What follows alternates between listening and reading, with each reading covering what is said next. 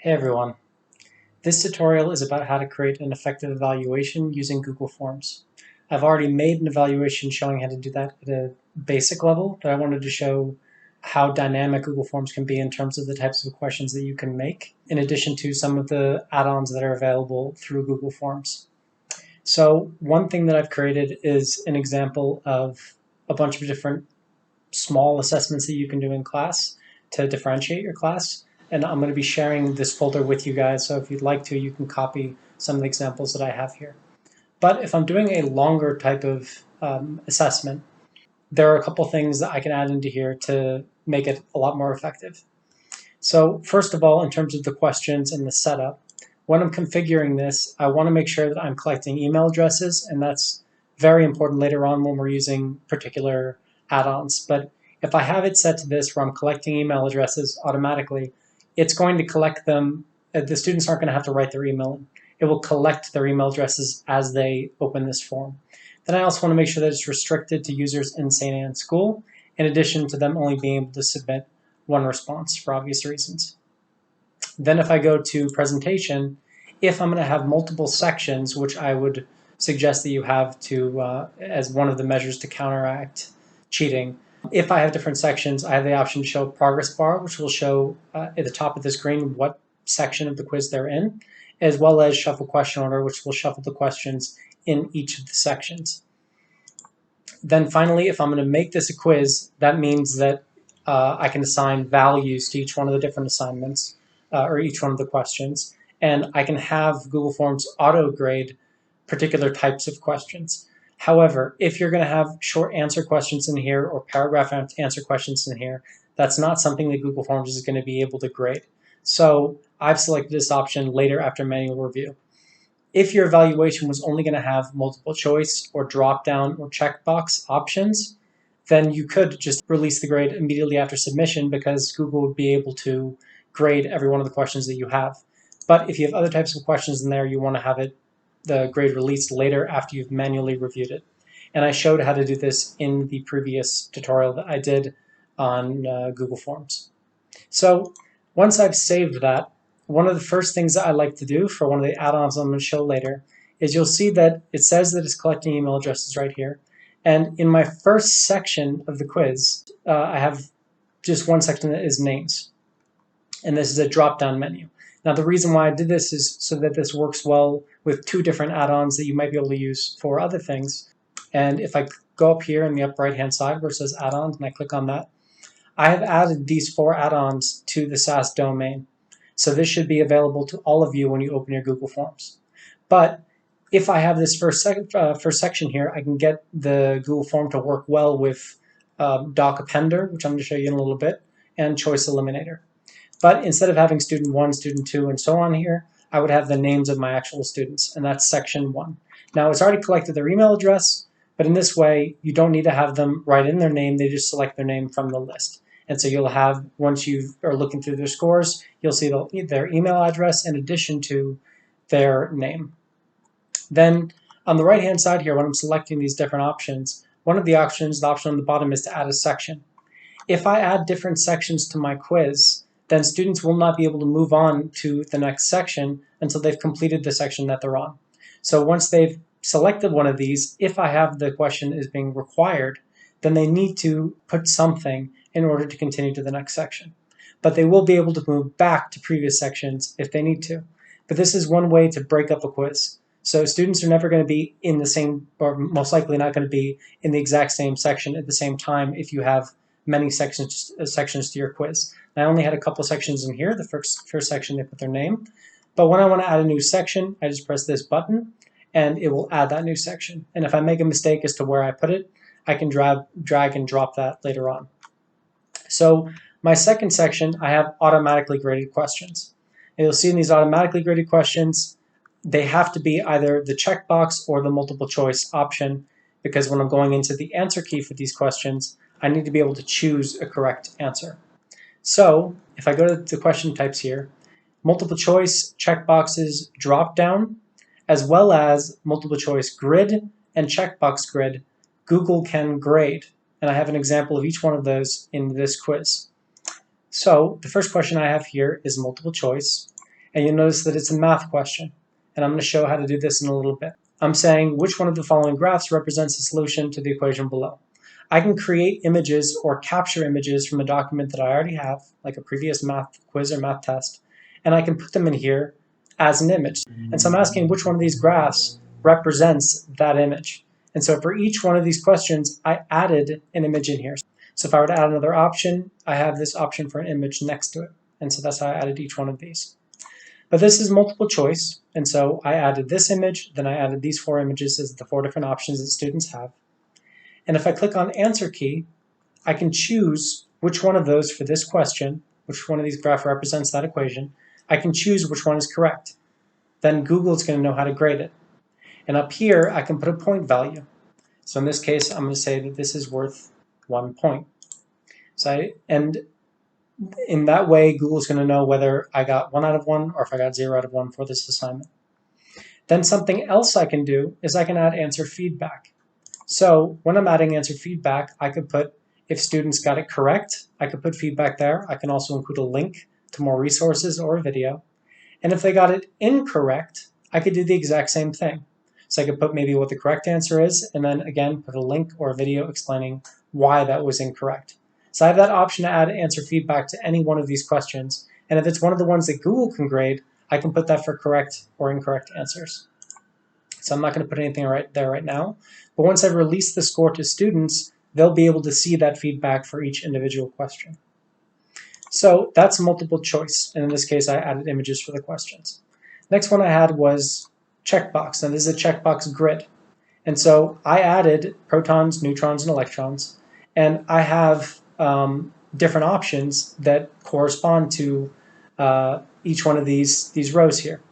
And so when students go to answer this, I put, when I have this grid, I put which one of these were correct. So I'm going to have my rows there and my answers.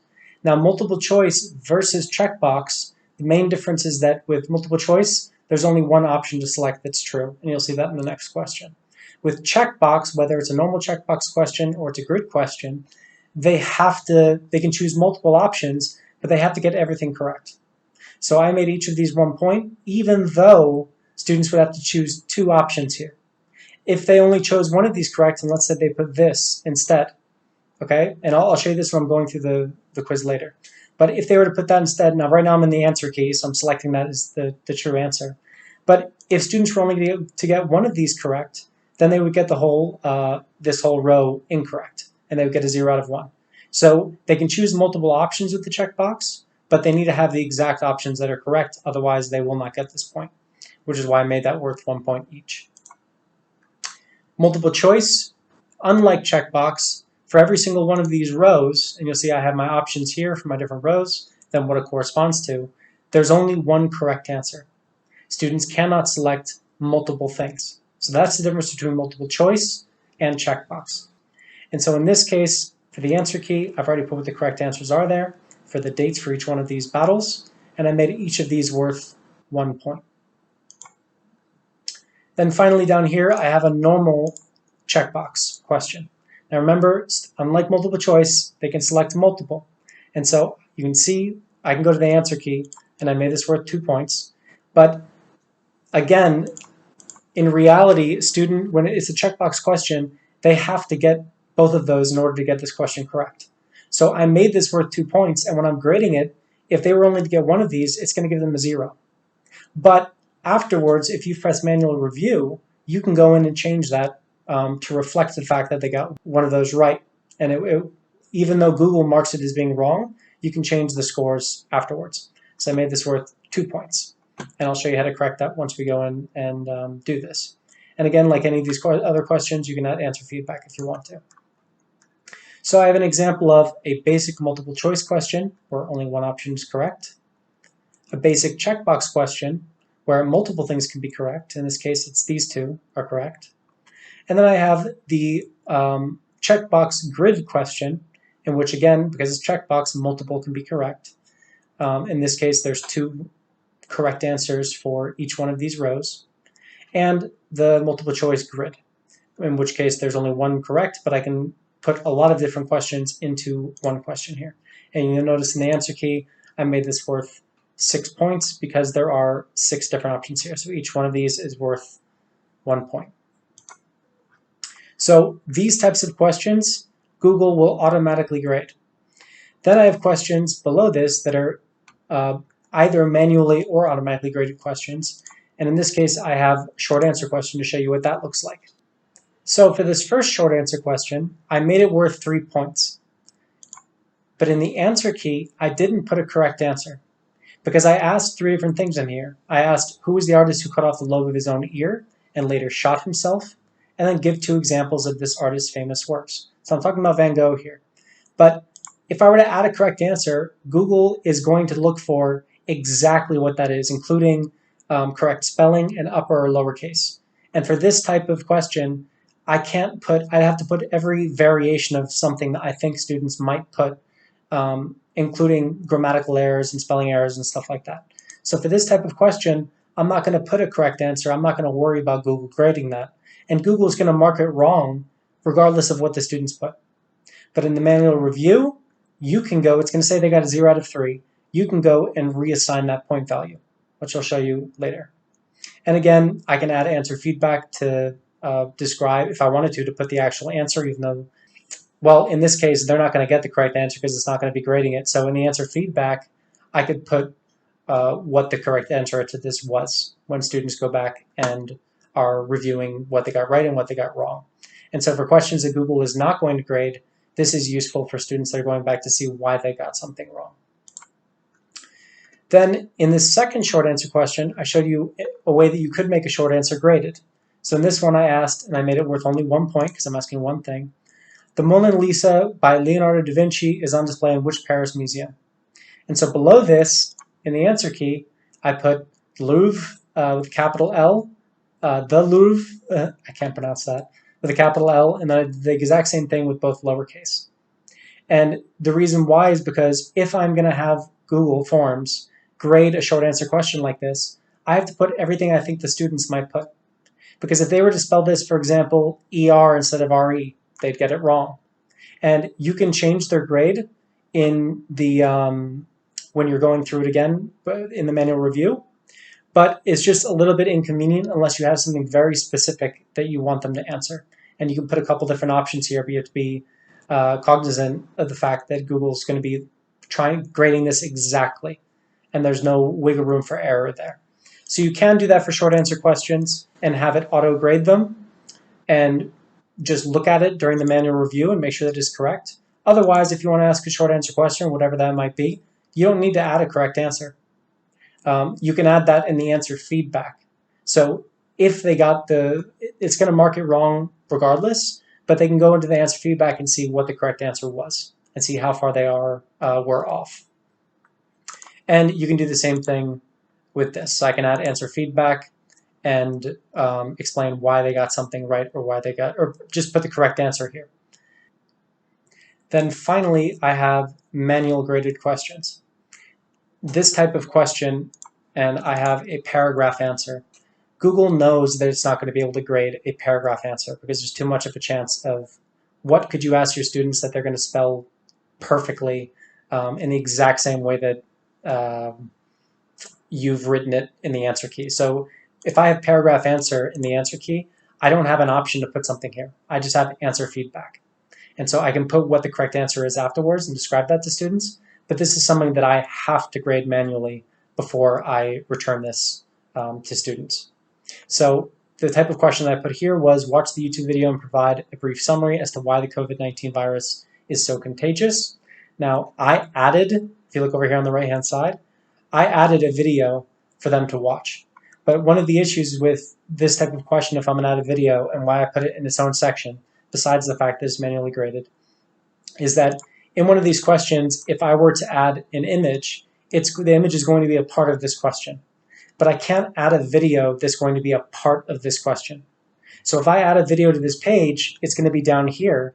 But in the settings, if I've added that I want the question order shuffled, then when students go to this page, if you have a bunch of different questions, the video could be anywhere on this page because it's going to be in a different order for every single student. So if you're shuffling the question order, just keep that in mind. But that's why I have this question alone on its own page, and they have to watch this video and then answer this question. Now, I just have this as an example because this is a relatively long video for you to be having in a quiz, but this is the type of question that is worth 4 points, and I would have to grade this afterwards and decide why they got whatever value out of 4 points, and then I could have a general answer feedback and explain, even put a rubric in if I wanted to, but explain what I was looking for a correct answer. And again, like everything else, I can attach a link here or attach a video to further explain to students what I was looking for or to help them understand whatever that concept might be a little bit better. Then finally, at the bottom of the quiz, I added this title. And so I have right here this option for a title on the right-hand side. And if I add that title, all this is going to look like is a banner at the very end that says, "Thank you for your hard work." But I like putting a message at the end of my quiz just that they know that they're done, even though it says submit. But you can put a final little message here for them to see at the very end.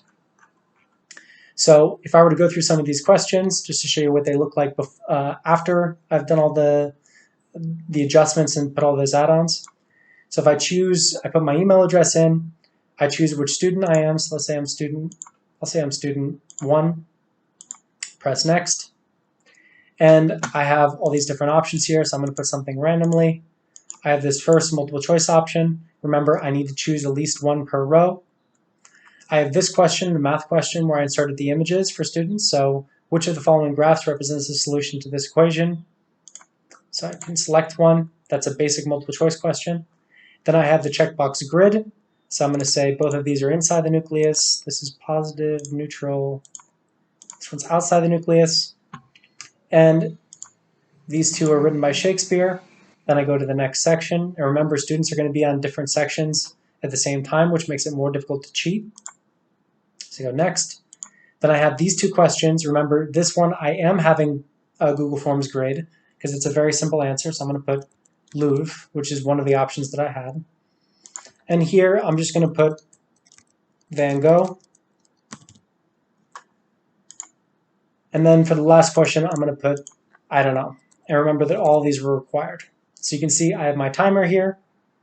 I'm going to press submit. It says, here's that title. It says, "Thank you for the hard work." I press submit. So now if I were to go back to my form and go to responses, I have set this so that I'm not releasing the grade automatically. I'm manually grading it. So if I go through here, I have the first section here. I got this one correct because I selected the correct answer, so it says 1 out of 1. I got this correct. I got some correct here, some wrong here. Remember, Google can grade these because I can select a very specific answer to something.